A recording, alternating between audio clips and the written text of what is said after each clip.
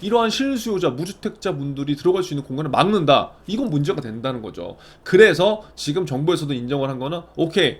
전세 자금 대출까지는 인정을 해줄게. 이제 그런 것까지는 된 거예요. 자, 그런데 여기서 보면 안녕하세요. 퇴직금 지킴이 노마드 퇴직금입니다. 대출이 2억을 넘으면 이제 DSR이 적용된다고 합니다. 원래 내년 7월부터 적용될 예정이었는데요. 10월 26일 가계부채 대책에 따라서 내년 7월에 적용될 이러한 부분들이 내년 1월부터 적용이 된다고 합니다. 자, 이에 따라서 우리가 지금 부동산을 매매할 때도 또 내가 재테크를 해야 될 때도 이 대출에 관련된 이슈들이 굉장히 중요해진 시점이 됐거든요. 오늘 이 내용 한번 살펴보시면서요. 앞으로 우리가 어떻게 할 수 있는지에 대한 생각들을 조금 해보시면 좋을 것 같습니다. 자, 대출 2억이 넘으면요, 이제 DSR이 적용된다는 거죠. 이게 이제 차주별 DSR로 이제 적용이 된다는 건데, 결국 서민들 입장에서는 빚 내기가 계속적으로 힘들어진다는 그런 현실 같아요. 자, 빚을 내는 게 과연 지금 정상적인 것인가? 빚을 왜 내야 되는 것이냐? 뭐 이렇게 의견이 나눠질 수 있는데요. 지금 이제 중요한 현실은 서민들 입장에서는 계속적으로 내 집 마련에 대한 이슈들이 있었잖아요.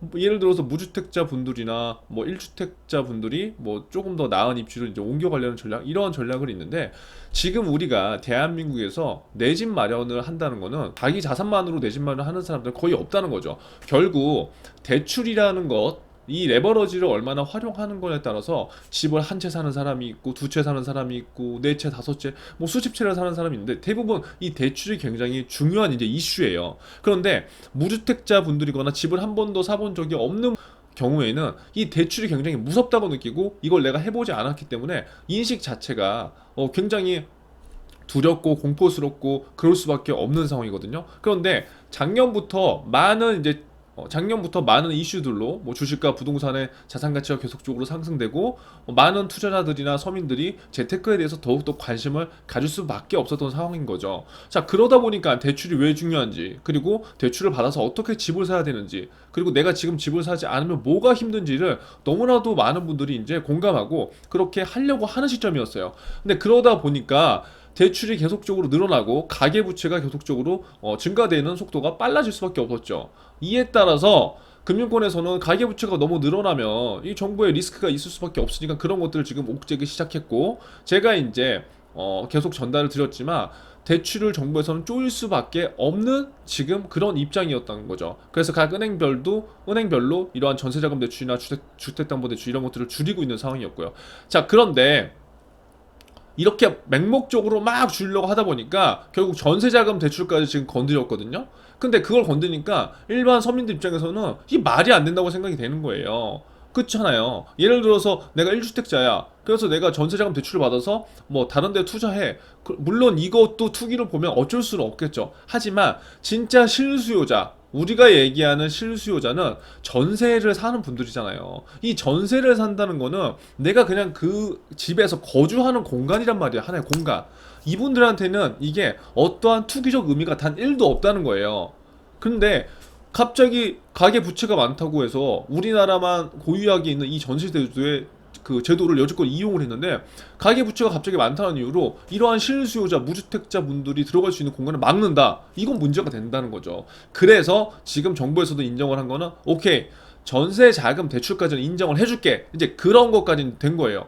자, 그런데 여기서 보면 지금 10월 26일 제가 영상을 그 다음날 지금 올리고 있는데, 어제 이제 무슨 얘기가 나왔냐면 그 전세자금 대출도 예전에는 LTV 80%까지 그냥 다 간 거예요. LTV 80%. 예를 들어서 전세금이 5억이다. 집 그 전세금이. 그러면 4억까지는 전세자금 대출 받았거든요, 사실. 근데 이제는 그렇게까지 안 해준다는 거예요. 그러면 어떻게 되느냐?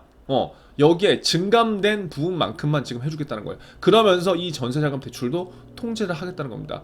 결국 이러한 이렇게 계속해서 대출에 대한 규제가 지금 일어날 수밖에 없는 상황이고, 어제 나온 것 중에 핵심은 대출이 2억이 넘으면 DSR이 적용이 되고, 이 DSR이라고 하는 것들은 우리가 예전에 이제 전세자금 대출 같은 경우에는 뭐 이자만 이렇게 상환하는 경우가 많았는데, 이제는 이 DSR이라는 거는 원금과 이자가 내 연봉의 몇 퍼센트냐, 이제 그거예요. 결국 이 용어를 사실 알 필요는 없는데, 결국 이자만 내던 거에서 원금과 이자를 같이 내야 되고, 또 대출을 산정하는 부분에 있어서 일정 부분이 초과가 된다면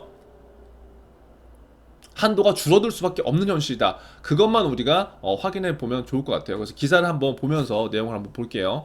자, 내년 1월부터 신용대출, 주택담보대출, 카드론 등 총 대출이 2억 원을 넘어서면 차주별 DSR 규제가 적용된대요. 그러니까 총 대출이 내가 예를 들어서 2억 원이 만약에 넘잖아요. 뭐 신용대출도 있고 주담대도 있고 뭐도 있고. 그러면 이게 차주별 DSR 규제가 적용돼서 더 이상 안 된다는 거예요. 예를 들어서 한도가 줄어들거나 그 기준이 2억이다.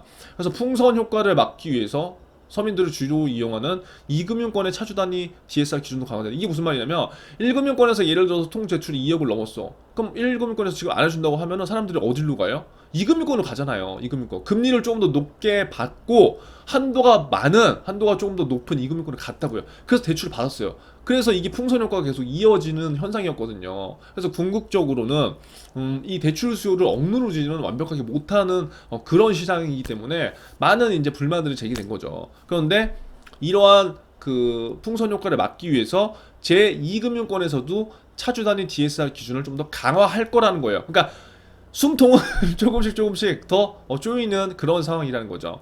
자, 그리고 우리가 급전이 필요했던 분들은 카드론을 이용 많이 하잖아요. 저는 사실 한 번도 이용해 보지 않았거든요. 그러니까 카드론을 이용하면 뭐 우리가 카드론으로 막 1년 동안 받거나 그러지는 대부분 않을 거잖아요. 뭐 일주일, 한 달 이렇게 하고 쓰고 갖고. 그런데 그 카드론 역시 차주별 DSR에 포함이 될 거다. 그러니까 이게 다 포함이 되면은 다 그 내 대출 한도를 산정할 때 거기 포함이 되는 거니까 한도가 줄어들 수밖에 없겠죠. 그래서 당장 내년부터 강화된 대출 규제가 적용됨에 따라 서민들의 대출이 어려워질 것이라는 전망이 나온다. 어려워질 거라는 거예요. 그래서 26일날 가계부채 관리 강화 방안을 지금 발표를 했거든요.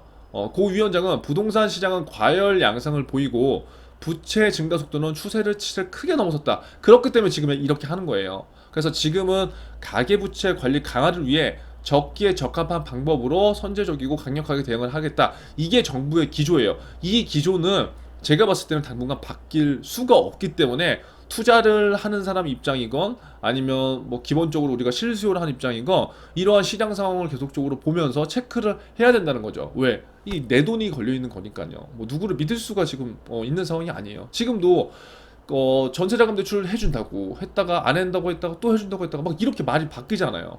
이게 굉장히 제가 봤을 때 큰 문제거든요. 왜냐면 우리가 어떤 뭐 회사에 입사를 하거나 어떤 조직에서 팀 회의를 하더라도 어떤 정책이 발의가 되거나 하나의 솔루션이 발의가 되면은 이것들을 왔다 갔다 할 수는 없어요. 근데 지금 전세자금 대출이라든가 가계부채 관련된 이슈들이 안 된다고 했다가 된다고 했다가 안 된다고 했다가 된다고 했다가 막 이렇게 되면은 서민들 입장에서 이건 굉장히 혼란스러워질 수밖에 없는 거거든요. 그러니까 이런 것들은 조금 하지 말아야 될 필요가 있다. 아무튼 이 내용을 조금 더 이제 딥하게 살펴보면 이제 이런 거죠.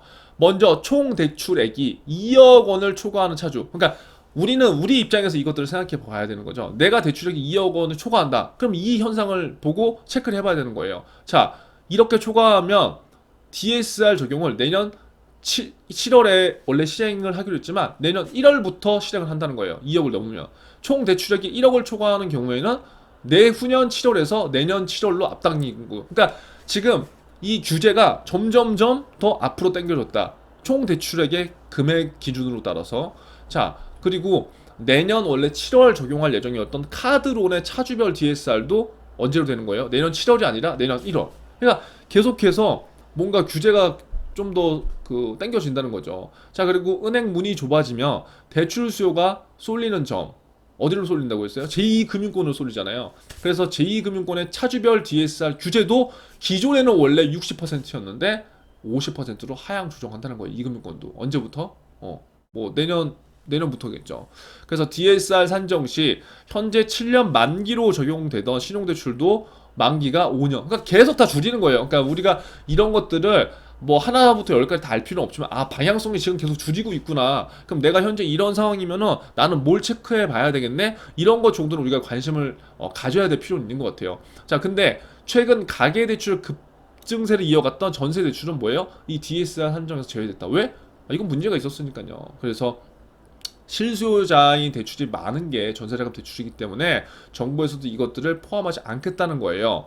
그래서 금융당국은 이 같은 조치들을 바탕으로 내년 가계대출 증가율을 4에서 5% 관리하겠다. 그러니까 내년까지도 대출의 이슈는 계속 지속된다. 그리고 여기에서 우리가 하나 더 알아야 될 사항은 뭐냐?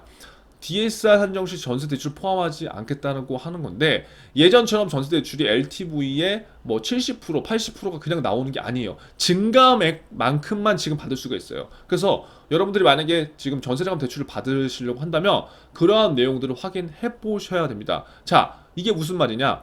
전세 대출을 받고 빚내서 투자하는 분들이 있거든요. 있어요. 지금 굉장히 많아요. 그래서 그것 때문에 전세자금 대출도 지금 막으려고 했던 거죠. 그래서 전세 대출을 받아서 비투화하는 행위까지 지금 차단하는 현상이다. 그래서 여기 내용들을 한번 쭉 보시면 될 것 같고 여기에서 이제 우리가 한번 살펴봐야 될 거는 이런 거예요. 은행들의 이 같은 조치는 전세 대출이 부동산, 주식 등 자산 투자에 흘러드는 것을 최대한 막기 위해서다. 왜? 예를 들어서 이 대출을 받고 부동산이라든가 주식을 투자했는데 자산 가치가 하락해.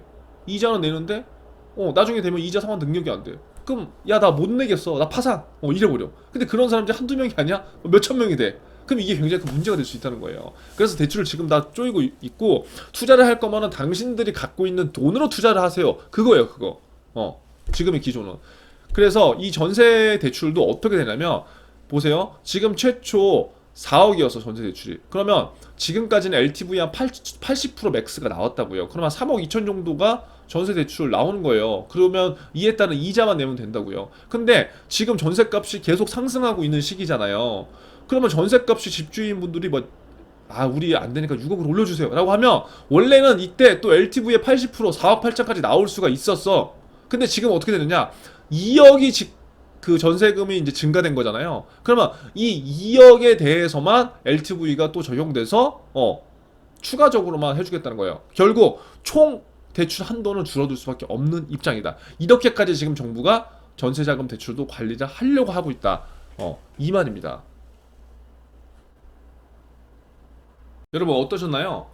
이렇게 지금 오늘 기사를 한번 봤는데요. 정부의 기조는 명확한 것 같아요. 앞으로 대출 증가하는 속도를 조정한다는 기조는 명확한 것 같고요. 이에 따라서 우리가 만약에 투자를 하건 아니면 뭐 부동산을 사건 전세를 들어가건 이 상황이 계속해서 큰 변화는 없겠지만 시장의 방향성을 매일매일 체크하고 내 상황에 적용시켜서 내가 손해보지 않는 나를 지키는 투자를 반드시 해야 된다는 거죠. 그래서 지금 시점에서 대출을 막 많이 받아서 뭔가를 하라고는 저는 얘기해주고 싶지 않아요. 하지만 이 상황에서 내가 할 수 있는 것들이 무엇인가, 그리고 앞으로 주식시장과 부동산 시장 이러한 시장이 흐르면 어떻게 될 건가, 그런 거에 꾸준하게 관심을 가지면서 내가 할 수 있는 것들을 조금 찾아보면 괜찮을 것 같고요. 아무쪼록 대출이 지금 요즘에 굉장히 이슈가 되고 있는데요. 적어도 이 영상을 보시는 분들 중에 이러한 이슈들을 몰라서 피해 보시는 분들이 없었으면 좀 좋겠습니다. 그러니까 적극적으로 1금융권도 가보시고요. 대출 상담사 분들하고 상담도 한번 해보시고요. 여력이 되신다면 많은 분들한테 나의 상황을 전달하고 조금 더 유리하게 이런 것들을 활용해 보셨으면 좋겠습니다. 아무쪼록 오늘 영상 도움 되셨으면 좋겠고요. 다음 영상에서 뵙도록 하겠습니다. 감사합니다.